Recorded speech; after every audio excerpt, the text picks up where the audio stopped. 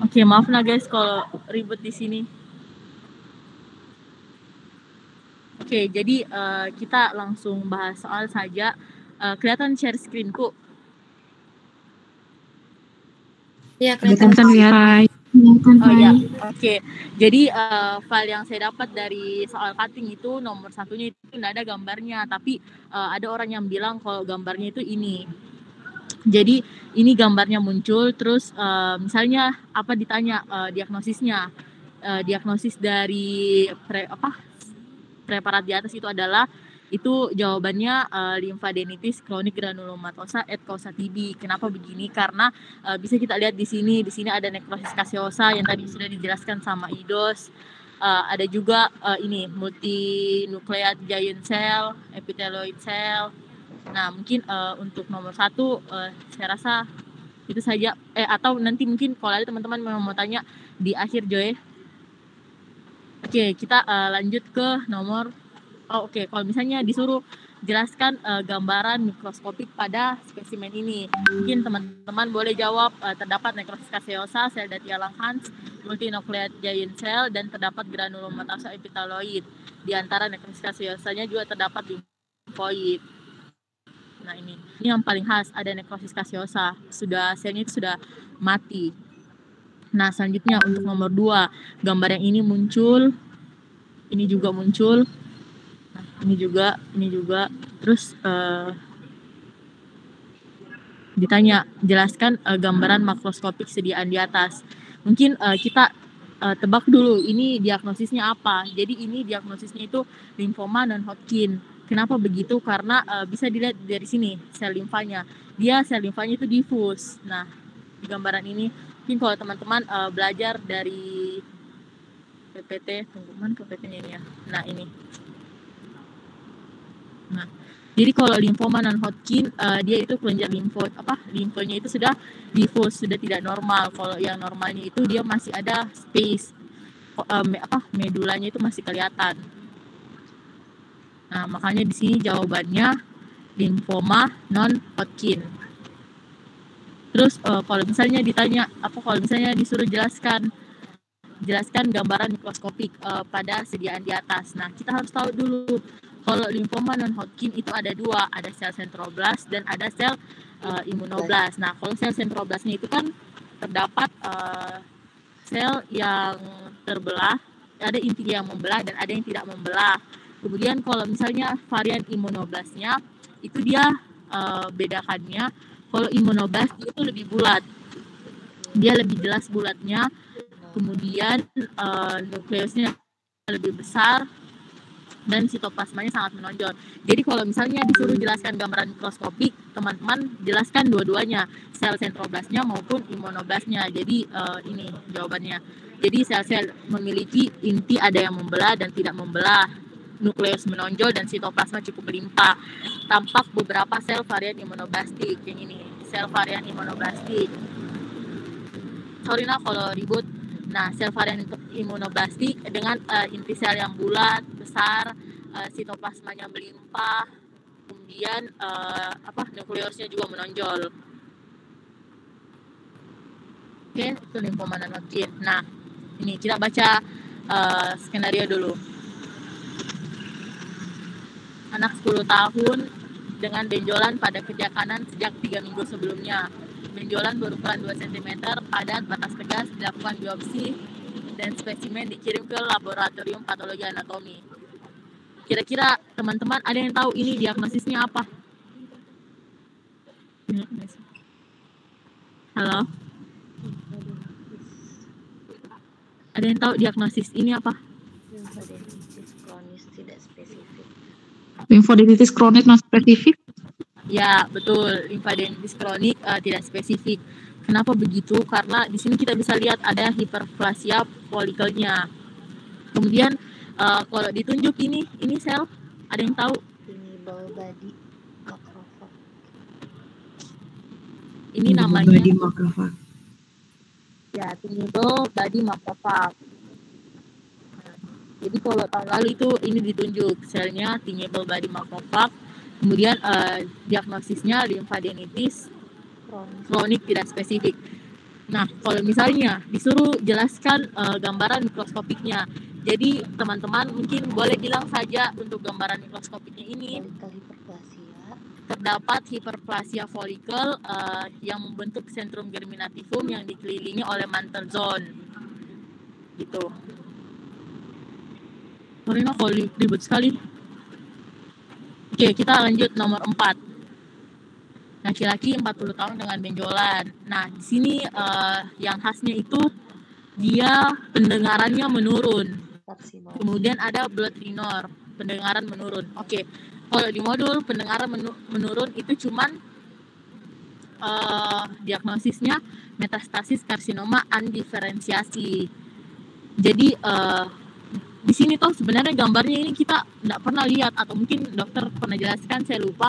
Tapi yang di PPT yang saya dapat itu nggak ada gambar begini. Tapi karena dari diagnosis kita tahu dia pendengarannya menurun, berarti kita bisa tebak itu dia metastasis karsinoma undiferensiasi. Kalau misalnya ditanya apa gambaran mikroskopiknya, boleh kita jelaskan. Terdapat sel sarang tumor, terdapat sel limfoid, dan spesimen terdiri dari jaringan limfoid dan sel sarang tumor. Nah, ini tadi juga yang dijelaskan sama Idos, ada sel atipik, polimorfik, kemudian ada juga inti spindle hiperkromatik atau inti vesikuler, serta nukleusnya menonjol. Jadi di sini tuh nukleusnya semua menonjol. Kemudian di sini ada juga mitosis abnormal. Tapi nggak kelihatan sih di sini mitosis abnormalnya. Tapi tulis saja karena ada di modul. Oke, ini nomor terakhir. Nah, tanpa baca diagnosis, kalau kita sudah lihat ini Rich-Steinberg, berarti fix nih diagnosisnya. Ada yang tahu? Lymphoma Hodgkin. Ya, bagus. Ini 100 ini besok. Nah, jadi lymphoma Hodgkin. Nah, terus ditanya, ini kan sel Rich-Steinberg. Nah, apa jenisnya saja? Ada 4 jenis. Ada yang tahu jenisnya apa saja?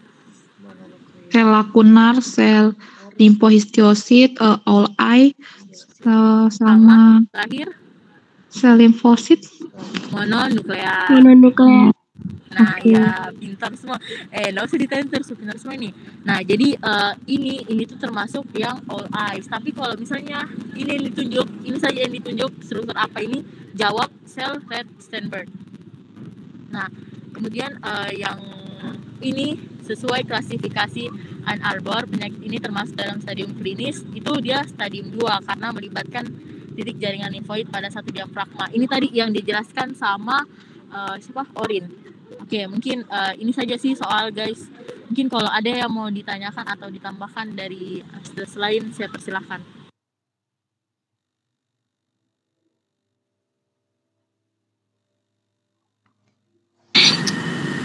Tapi Asdos mau tanya nih, kalau yang stadium-stadiumnya itu toh, supaya lebih jelas toh, itu bagaimana kalau untuk tadi apa cara menentukannya dan yang paling khas kalau stadium 1, atau kamu kalau di modul kan agak susah juga kita pahami toh, kalau caranya kamu lah supaya bisa tahu toh yang mana stadium 1, 2, 3, 4. Oke. Dengan dengan nomor 2-nya itu saya lihat kata dia punya itu gambaran klinisnya itu agak beda sedikit dengan gambaran mikroskopiknya. Jadi kita lebih ke gambaran mikroskopik berarti ya, karena saya lihat ada splenomegaly itu kalau tidak salah yang nomor 2. Oke. Jadi yang pertama untuk ini dulu. Ini.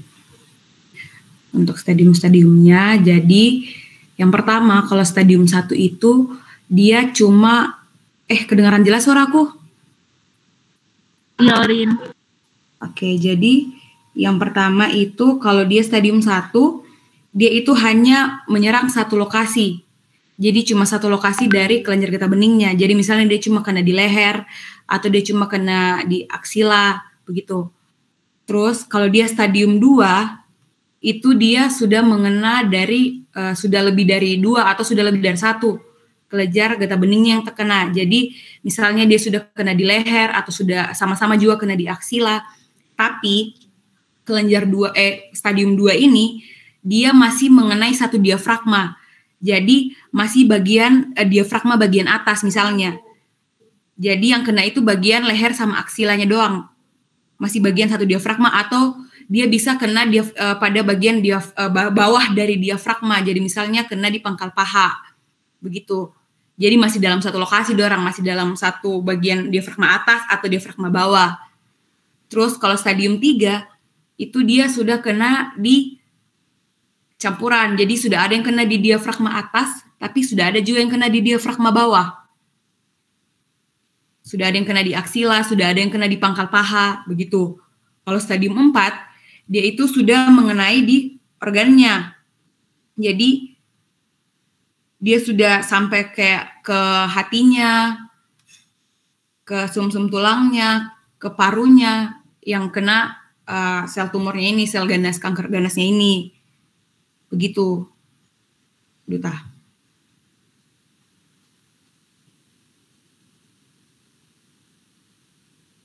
Oh iya, sama saya tadi mau tambahkan juga sama yang Duta bilang, kita nggak bisa fokus ke informasi klinisnya, karena informasi klinisnya dokter sama modul itu agak berbeda. Di modul ada hepatomegali, tapi di soal splenomegali. Jadi mungkin kita bisa fokus ke gambaran mikroskopik, gambarannya lah intinya, gambaran dari preparatnya.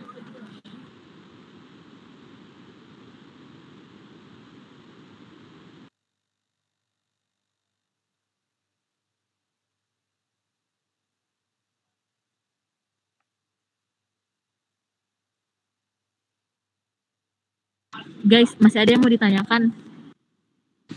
Oke, makasih ya. Oke, makasih juga Orin. Mau tanya. Guys, mau tanya guys. Iya, lanjut. Diganti kah soal guys?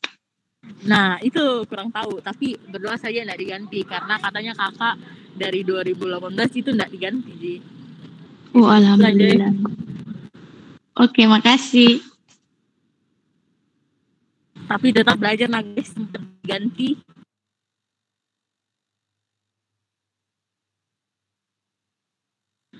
Guys, masih ada yang mau ditanyakan?